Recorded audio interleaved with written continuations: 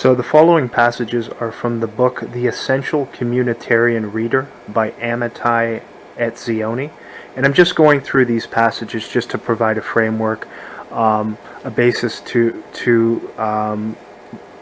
look at the foundation of what I'm going to be talking about in the future with regards to the Canadian Communitarian system. And so just to put out some of these ideas that these people have published with regards to these systems that have now come into place, and to kind of provide a framework for the ideas that they've put out there. Again, as is the case with many of these situations, there's a lot of deceit going on here, as usual, and a lot of exploitation of people, and using what they will claim are humanitarian reasons for doing these things, when in reality there are much more nefarious reasons. So at any rate, this is the introduction here. We'll go through some of the passages just to provide a bit of a framework for things that I would like to be talking about.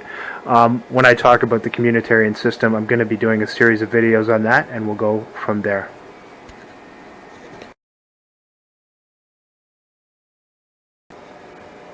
So the introduction is called A Matter of Balance, Rights, and Responsibilities. And again, this is from The Essential Communitarian Reader by Amitai Etzioni.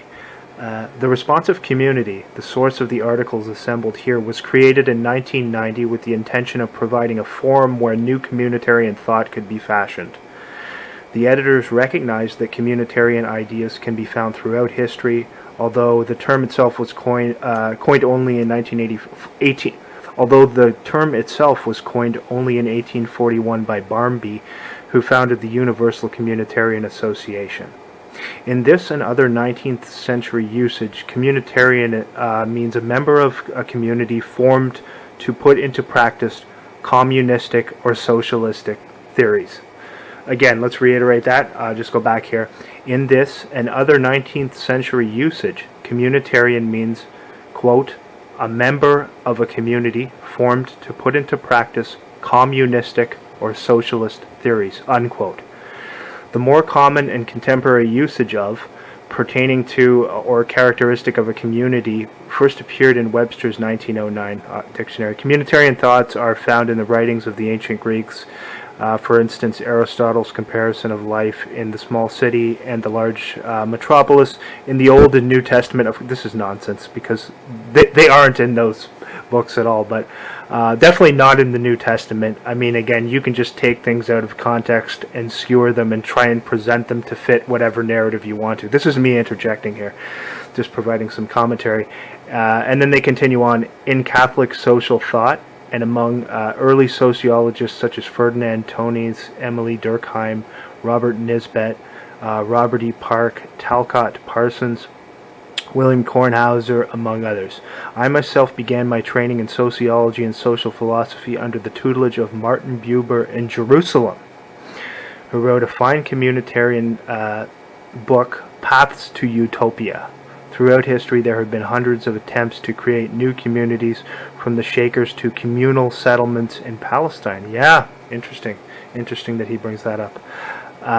Many of these endeavors were accompanied by considerable communitarian reflections and writings, yeah, to justify these things, right? Some of these things. So, continuing on here, in the 1980s, a group of political philosophers, Charles Taylor, Michael J. Sandez, and Michael Walzer. I'm guessing that these are all just Freemasons who they, give a platform to publish writings with things that they were told to put out. Most of these people are. They're given platforms to put these ideas out, and then obviously alongside that they get their sense of self-aggrandizement by being put up on pedestals as faux intellectuals. So that's who those people are. I believe that's just me interjecting there again. But again, to get these ideas out there and kind of normalize them, as he's saying here, in the 1980s, these were some of the people who they had. And again, it says these people challenged individualist liberal opposition to the concept of a common good, although all have been uncomfortable with the label communitarian. Yeah, because of its associations with communism, so you have to try and make it seem like it's something less harmful. And that's me again interjecting. Particularly important works that advanced a communitarian thesis were written by contemporary sociologists, especially Robert Bellah and his associates, and by Philip Selznick and the political scientist Daniel E. Bell. How many of them do you think were Freemasons? Take a guess, okay? I think most of them were. Probably all of them were, but again, furthermore, communitarian elements are found in the works of other scholars who usually are not called communitarians. These include, on the liberal side, Robert D. Putnam, Hannes Jones, and John Gray, and on the conservative side, David Willits and Meinhard Meigel. Whoever those people are, I'm not familiar with those people, but I'm guessing they were a part of the club as well if they're being given large platforms to convey these ideas. So, going to go ahead to another passage here. Then moving along to the passage on page 11, the new communitarians made the question of balance between individual rights and social responsibilities, between autonomy and the common good, a major concern. Of course, and these are major themes that are going to come up because they want to put the collectivist mentality above all else within these systems. We assumed from the beginning that the theory of good society will need to deal simultaneously with both dangers, with a society whose communal foundations are crumbling, and with one in which they have risen to the point that they block out individual freedoms. The term responsive, quote unquote, was coined to indicate that the new communitarians are concerned with a society that is well-founded, but also attentive to its members and profoundly democratic. That's what they want you to believe, anyway. The term has been used both in the platform, the only manifesto of the new communitarians included in this volume, and of course in the name of the journal created to develop the new communitarian thinking, the responsive community. And again, this is just me interjecting here, they always come back over and over to a repetition of that word community. And again, it's subconscious programming. They want you to use that word all the time. What's best for the community? What is best for the greater good of the group as opposed to the individual, because that's what a lot of the focus of this comes down to, and it's just going back to a lot of socialist and communist sort of ideas coming from Marxist theory and implementing them and trying to wrap them up in new ways to make them seem less nefarious, essentially. So we'll continue on here to a different passage ahead in this book here.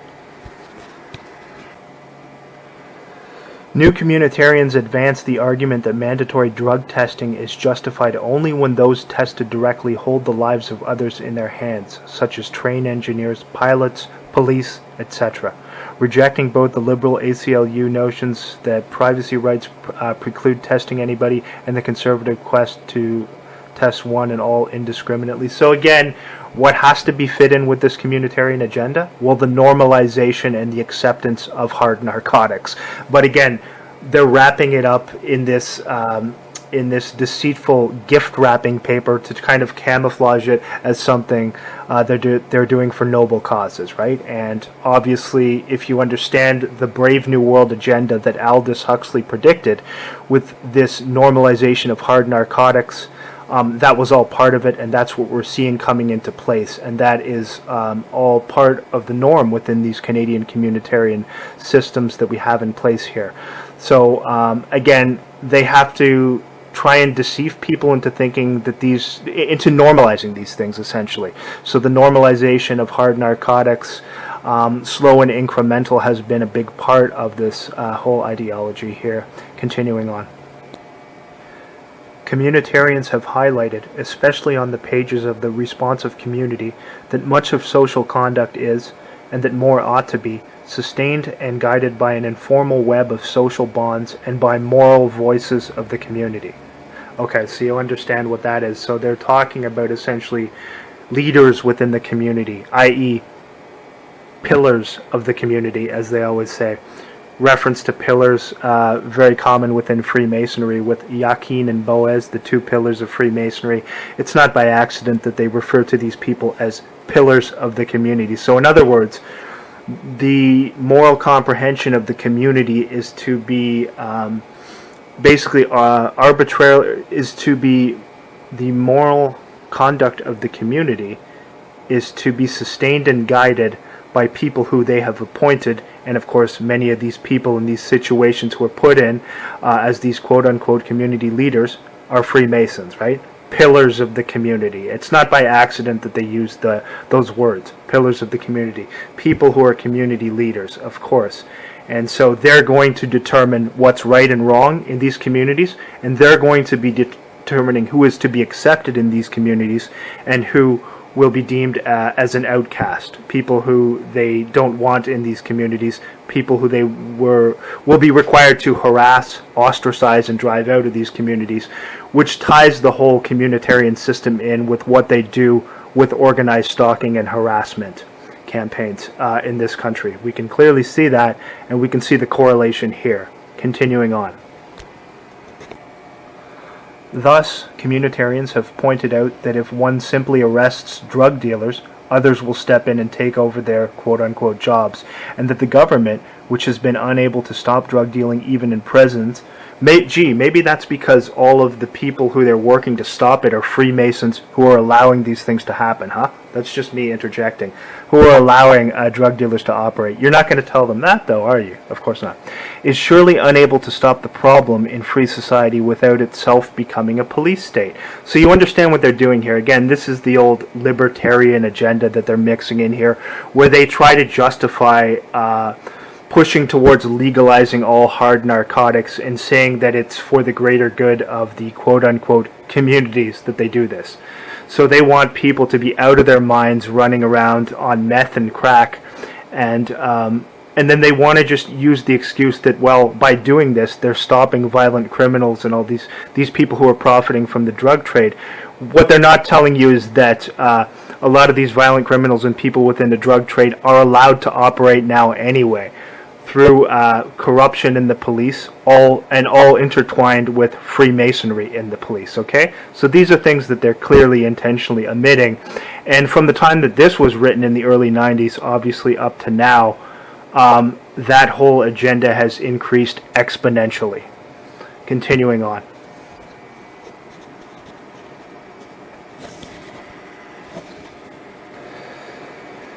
New beginning, how and why of the responsive community. A brief telling of the way the responsive community was conceived will help explain the content of what follows. Several writers who specialize in drawing profiles of those individuals somewhat visible in the public eye suggested that the psychosocial roots of my concern with communitarian issues reflect the fact that I grew up in a cooperative village in Israel.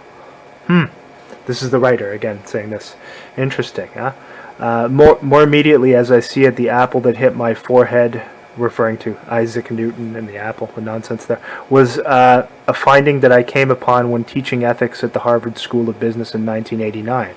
This finding reported that the majority of young Americans feel strongly, as they ought to, that they have a right to demand a trial before a jury of their peers if charged with a crime, but that many indicated that they would rather not serve on a jury. It seemed first of all that such a position was untenable. If peers will not serve, a jury of one's peers will not be possible, and such a position violates a profound moral precept, that it is unfair to take and not give, to draw on the commonwealth, but to refuse to contribute. It soon became evident that the attitude toward juries, far from being an isolated phenomenon, was indicative of a general malaise, of people demanding that the government, and above all taxes, be curtailed, while still seeking more government services, from education to public health, from housing to protection from crime. More generally, there was an explosion of new rights, some of which were very important and compelling, others that were rather contrived, not paralleled by a recognition that the corollary of rights are responsibilities. It seems a subject worth exploring. Continuing on. Restoring the moral voice. History has taught that it is a grave mistake to look to a charismatic leader to define and provide a moral voice for the polity. Nor can political institutions effectively embody moral voices unless they are sustained and criticized by an active citizenry concerned about the moral direction of the community, quote-unquote community again. Repetition of that word over and over again. To rebuild America's moral foundations, to bring our regard for individuals and their rights into a better relationship with our sense of personal and collective responsibility, we must therefore begin with the institutions of civil society. So again, they're coming back to this theme where they need people, these overseers, to decide what's best for the community, right? And who do you think these people are going to be? Well, they're going to be the Freemasons in your community and people like that who they put into these faux leadership positions to act as quote-unquote moral voices to dictate what is right and what is wrong for the communities. And so this is all very methodically set up and planned. Start with the family. The best place to start is where each new generation requires its moral anchoring at home in the family. And of course, this is very important with them, starting children at a young age with this brainwashing, right? We must insist once again that bringing children into the world entails a moral responsibility. Again, they are responsible to the community in general, right? Already, as soon as they come into the world. And that's what these people are saying. That's what they're instilling upon them at a young age. And this comes back to, if you look into these situations where, with Freemasonry, they're putting their children into the Demolay Society for young boys, and for young girls, Job's Daughters. Again, it comes right back to what they're describing here, with starting at a young age with this brainwashing. Now, they're not telling you that's what it is, but when we look at the evidence, we can see very clearly by the results of what has come forth from this that that is indeed what it is. And so moral education is not a task that can be delegated to babysitters or even professionals. Child care centers, of course, so it has to be delegated to their specialists within the communities, right? Many of whom are Freemasons, and those are the people who are looked at as, quote-unquote, the pillars of the community, those who would determine the moral framework for the better good of these communities.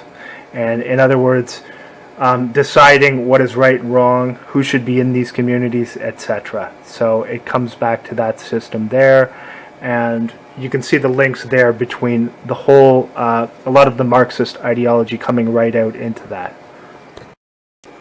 And so as we can see with these intentionally set fires, obviously one of the main reasons that they're doing that is to force everyone into these controlled communities, into the smart cities and into these controlled communities where even the way people think is to be controlled by these people who they have put into these positions, quote-unquote, pillars of the community. And those are going to be Masons in your community, you know, your local police officer, your local firefighter.